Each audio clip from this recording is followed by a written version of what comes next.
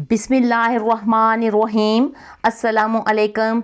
आप देख रहे हैं माहीन इस्लामिक वॉइस। प्यारे दोस्तों, आज का हमारा टॉपिक है हज़रत मोहम्मद सल्लल्लाहु अलैहि वसल्लम के दो सहाबी जो 1400 साल पहले दफनाए गए थे एक कब्र में। उनकी दोनों की कब्रों को खोला गया तो लोगों ने उनकी कब्र के अंदर क्या देखा कि उनकी आंखें फटी की फटी रह गईं, और कुछ गैर मुस्लिमों ने देखा तो वो मुसलमान क्यों हो गए।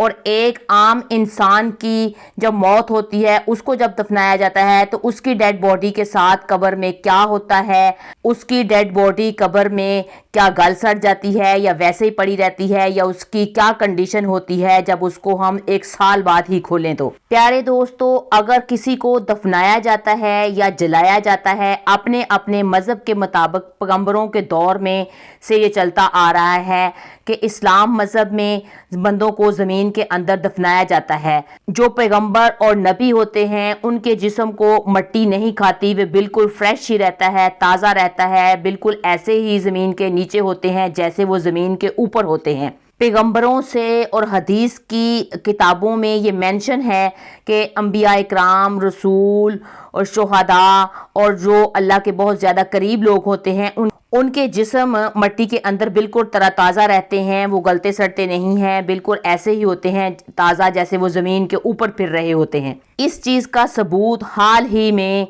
आप लोगों को 1400 साल बाद दो सहाबा इकराम की जब कब्रें खोली गईं तो उससे मिला होगा। ये वाक़या मैं आज आपको सुनाने वाली हूँ। मुल्क इराक का ये एक वाक़या है। मुल्क इराक में उस वक़्त शाह फैसल की हुकूमत होती थी। ये शाह फैसल सऊदी अरब वाले शाह फैसल नहीं है, ये इराक के शाह फैसल थे जिन्होंने इराक में हुकूमत की थी। शाह फैसल की हुकूमत 1921 से लेकर 1933 के बीच में है। शाह फैसल की जब हुकूमत थी उस वक़्त ये वाक़या पेश आया है। एक रात इराक के बादशाह मलिक शाह फैसल को सहाबी रसूल हज़रत हुज़ैफा बिन यमान ख्वाब में मिलते हैं। ख्वाब में वो शाह फैसल से कहते हैं कि रसूल सल्लल्लाहु अलैहि वसल्लम के दो सहाबी दरिया दजला के किनारे दफन किए गए थे, उनकी कब्रों के अंदर पानी आने लग गया है।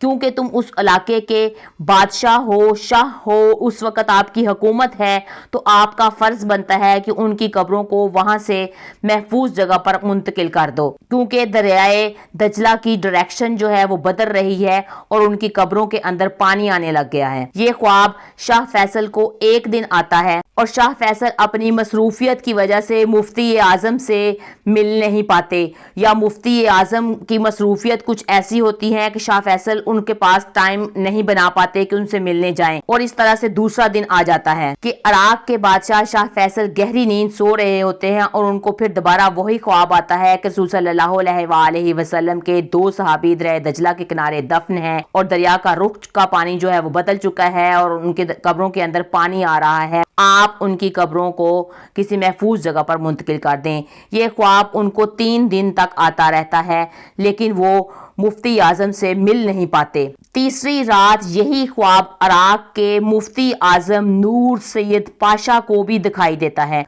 वो उसी वक्त वजीर आज़म को साथ लेकर बादशाह शाह फैसल की खिदमत में पेश होते हैं और उन्होंने बादशाह को जो अपना ख्वाब सुनाया मुफ्ती आज़म ने, तो बादशाह भी चौंका और बोला, ये ख्वाब 3 दिन से मैं भी देख रहा हूँ। फिर वो सब लोग आपस में मशवरा करते हैं। आखिर बादशाह ने मुफ्ती आज़म से कहा कि पहले इन कब्रों को खोलने का फतवा होना चाहिए कि क्या इन सहाबा की कब्रों को हम खोल सकते हैं। सब लोगों की लंबी डिस्कशन के बाद वो ये फैसला करते हैं कि जब कोई एमरजेंसी हो, कोई मुसीबत आ गई हो, तो कब्रों को खोला जा सकता है और उनको एक जगह से दूसरी जगह पे मुंतकिल किया जा सकता है। मुफ्ती आज़म ने उसी वक्त कब्रों को खोलने का फतवा जारी कर दिया कि उनके नक्शों को निकाल कर किसी दूसरी महफूज जगह पर आप मुंतकिल कर सकते हैं। ये फतवा और शाही फरमान अखबारात में शाया कर दिया गया और ये ऐलान किया गया कि इनकी कब्रों को बड़ी ईद पे 10 जुल्हज के वक़्त खोला जाएगा। अखबारात में यूं ही ये खबर शाया हुई तो दुनिया इस्लाम में ये बिजली की तरह फैल। ये हज का दिन था और तमाम दुनिया इस्लाम के मुसलमान मक्का और मदीना में पहुंचे हुए थे और उन्होंने दरख्वास्त की कि हज के दिनों के चंद दिन बाद ये प्रोग्राम किया जाए ताकि सब दुनिया के मुसलमान अपना हज अदा करने के बाद इस में शिरकत कर सकें। اسی وجہ سے حجاج مصر، شام، لبنان، فلسطین، ترکی، ایران، عراق، بلغاریہ، روس، ہندوستان، پاکستان اور جس ملک کا نام میں لینا رہ گئی ہوں گی تو معذرت کریں، سب دنیا کے ملکوں نے اس میں شرکت کی۔ پھر دوسرا اعلان یہ کیا گیا کہ حج کے 10 دن بعد ان کی قبروں کو کھولا جائے گا۔ چنانچہ پھر وہ دن بھی آ گیا جس دن یہ قبروں کو کھولنا تھا۔ دنیا بھر کے مسلمان وہاں جمع ہو چکے تھے۔ پیر کا دن دوپہر کے 12 بجے لاکھوں انسانوں کی موجودگی میں قبروں کو کھولا گیا۔ حضرت حذیفہ بن یمان رضی اللہ تعالیٰ عنہ کی قبر میں کچھ پانی آ چکا تھا، جبکہ دوسرے صحابہ حضرت جابر بن عبداللہ رضی اللہ تعالیٰ عنہ کی قبر میں کچھ نمی آئی تھی۔ چنانچہ دریائے دجلہ وہاں سے 2 فرلانگ پر دور تھا۔ تمام ممالک کے سفیر، عراقی حکومت کے تمام اراکین شاہ فیصل کی موجودگی میں پہلے حضرت حذیفہ بن یمان کے بارے میں جانتے ہیں۔ یہ وہی ہیں جن کے بارے میں مشہور ہے کہ رازدار رسول ان کو کہا جاتا ہے۔ جی ہاں، ان کے اندر راز رکھنے کی کوالٹی اتنی تھی کہ کسی اور کے پاس نہیں تھی۔ یہ جب رسول صلی اللہ علیہ وآلہ وسلم نے نبوت کا شروع میں جب دعویٰ کیا تھا تو اس وقت بہت سے مسلمان جو تھے، جو دیکھنے میں وہ مسلمان تھے لیکن اندر سے منافق تھے۔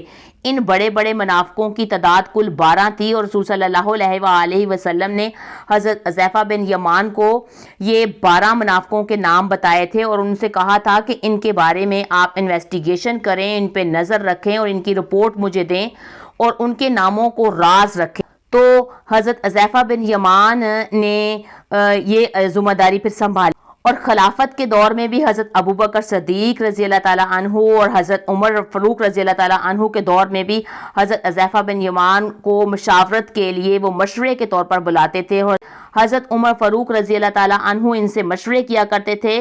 اور جب کوئی شخص فوت ہو جاتا تھا تو راز کی بات جاننے کے لیے کہ یہ شخص مسلمان ہے یا منافق ہے، حضرت عمر فاروق اس بات کی ٹوہ میں لگے رہتے تھے، انویسٹیگیشن میں لگے رہتے تھے کہ کیا حضرت حذیفہ بن یمان جو ہیں وہ اس کے جنازے پر آتے ہیں۔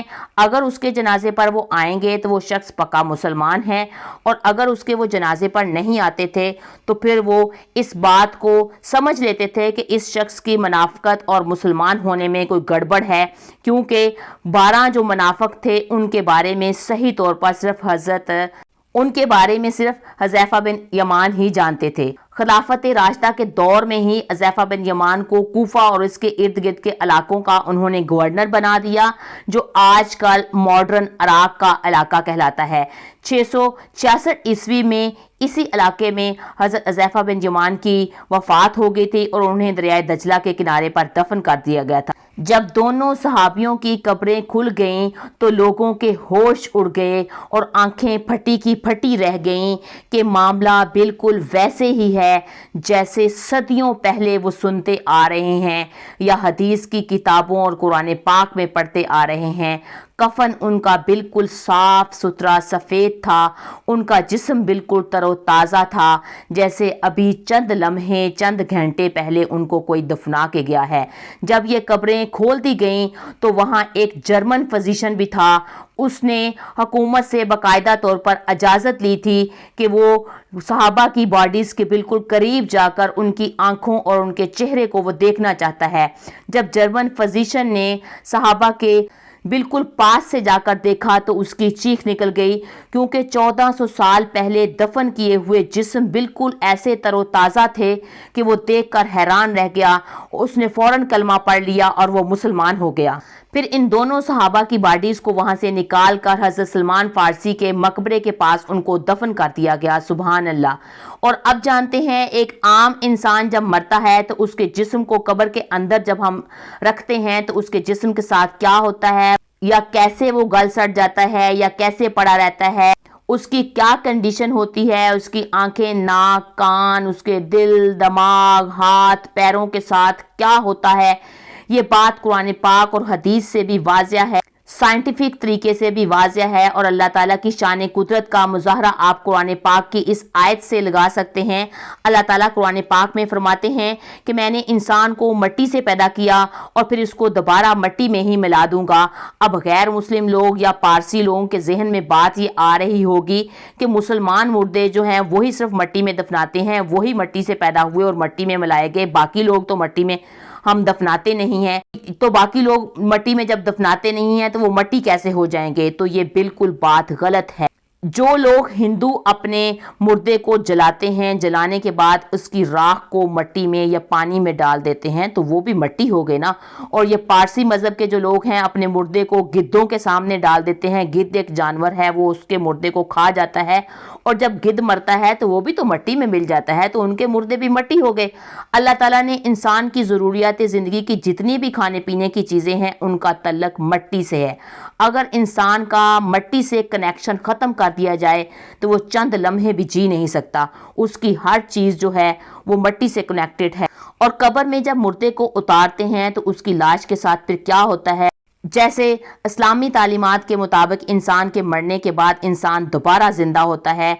और साइंटिफिक पॉइंट ऑफ व्यू से भी साइंसी टेस्ट जब एक मुर्दे के ऊपर रिसर्च की जाती है तो वो भी यही कहते हैं कि जब मुर्दा कब्र के अंदर आता है तो उसके पेट के अंदर कीड़े पैदा हो जाते हैं और ये कीड़े उसके पखाने के रास्ते से निकलते हैं, फिर पूरी कब्र में वो फैल जाते हैं और उसकी पूरी कब्र में गंदी बू आने लगती है। यही वजह है कि जब कोई दफन किया जाता है और उसके दफन होने के चंद दिन बाद या चंद महीनों के बाद हम उसकी कब्र को खोलते हैं किसी इन्वेस्टिगेशन के लिए तो उसकी कब्र से गंदी बदबू आती है। ये इन कीड़ों की वजह से गंदी बदबू होती है। ये कीड़े दूसरे कीड़ों को दावत दे रहे होते हैं कि आएं, खाने की खुराक आ चुकी है, आएं इसके जिस्म को खाएं और खा के इसको साफ करें। 3 दिन के अंदर इंसान की नाक जो है वो गल सड़ जाती है और ये कीड़े खा जाते हैं। ये वही नाक है जिस नाक के लिए ये दुनिया में अपनों से, गैरों से, रिश्तेदारों से लड़ता है कि ये नाक तो मेरी अना है और नाक की खातर ये सारी दुनिया में ही वो लड़ाई झगड़े करता रहा है। ये 3 दिन में ख़त्म हो जाती है। साइंस की रूह से 1 महीने के अंदर अंदर इंसान के जिस्म का 75% गोश्त जो है वो ख़त्म हो जाता है। ये कीड़े मकोड़े जो हैं वो खा जाते हैं। फिर 90 दिन के अंदर अंदर इंसान के जिस्म का सारा गोश्त ख़त्म हो जाता है, सिर्फ हड्डियाँ अंदर रह जाती हैं। ये हड्डियों का ढांचा 1 साल के अंदर अंदर जो होता है वो सारी हड्डियाँ भी वो सीधा हो जाती हैं, ख़त्म हो जाती हैं, मिट्टी हो जाती हैं। सिर्फ एक हड्डी, रीढ़ की हड्डी बच जाती है। अगर कब्रिस्तान में आप 1 साल के बाद किसी कब्र को खोलें तो उस कब्र के अंदर सिर्फ रीढ़ की एक हड्डी ही आपको मिलेगी। साइंस भी इस बात को प्रूफ कर चुकी है कि ये जो रीढ़ की हड्डी है इसमें इतनी तासीर होती है, ये इतनी सख्त है कि ये क़यामत तक ऐसे ही पड़ी रहेगी।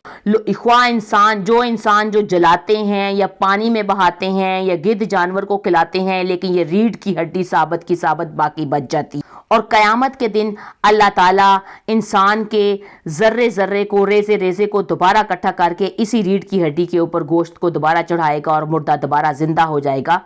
अब साइंस भी ये बात साबित कर चुकी है कि इंसान के जिस्म को जलाएं, पानी में बहाएं या कोई खा जाए या ज़मीन में दफन करें तो लेकिन ये रीढ़ की हड्डी जो है इसको कुछ भी नहीं होता। ये क़यामत तक ऐसे ही बाकी रहेगी, ये ज़ाया नहीं होती और ना ही इसको कोई जानवर खा सकते हैं और ना ही आग लगाने से ये जलती है। अल्लाह का ये निज़ाम है और हमें इस दुनिया से जाते वक्त बुराई को अपने अंदर से ख़त्म करना चाहिए, बल्कि हमें अच्छे इंसान के तौर पर नेक अमल करते हुए ज़िंदगी गुजारनी चाहिए। ज़िंदगी के आखिरी पहर में स्पेशली बंदे को चाहिए कि इस जहान से वो जा रहा है, क़यामत की तैयारी उसको अपनी करके जानी चाहिए। इंसान को अपने अंदर से तकब्बर, गुरूर, नफ़रतों को ख़त्म करना चाहिए। उसको अल्लाह की मोहब्बत में अपने आप को ढाल लेना चाहिए कि मैं अल्लाह का बंदा हूँ, क्योंकि अल्लाह ने मुझे पैदा किया है और अल्लाह जब चाहे मुझे मौत दे देगा और मुझे उसी की तरफ वापस मुड़ कर जाना है। और इंसान को चाहिए कि वो अल्लाह की मोहब्बत में डूब जाए, अपना गुरूर, तकब्बर, नफ़रत को ख़त्म करके बेहतरीन इंसान बन जाए और आखिरत की तैयारी करे। आप सारी उम्र दुनिया में जो मर्जी करते रहें, लेकिन एक दिन आपको कब्र में जाना है और आपको कब्र में जाने से पहले اس کی تیاری کر کے جانی چاہیے، کیونکہ جو رات انسان کی قبر کے اندر لکھی ہوئی ہے وہ باہر نہیں آئے گی، ہر صورت اس کو وہ قبر کے اندر ہی آنی ہے۔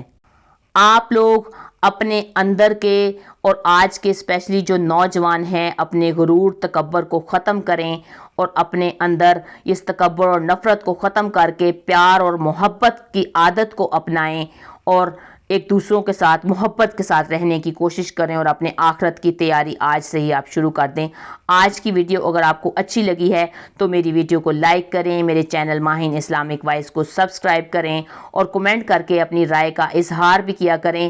خدارا بہت سے لوگ ایسے ہیں جو ویڈیو تو دیکھ لیتے ہیں لیکن چینل کو سبسکرائب نہیں کرتے۔ آپ کے ایک کلک سے کون سے آپ کے پیسے لگتے ہیں، لیکن آپ کلک نہیں کرتے، سبسکرائب نہیں کرتے۔ دیکھیں یہ آپ کی طرف سے موٹیویشن اور پیار ہوتا ہے کہ آپ چینل کو سبسکرائب کر کے جائیں اور ویڈیو کو لائک کریں اور ایک پیارا سا کمنٹ کریں۔ فی امان اللہ۔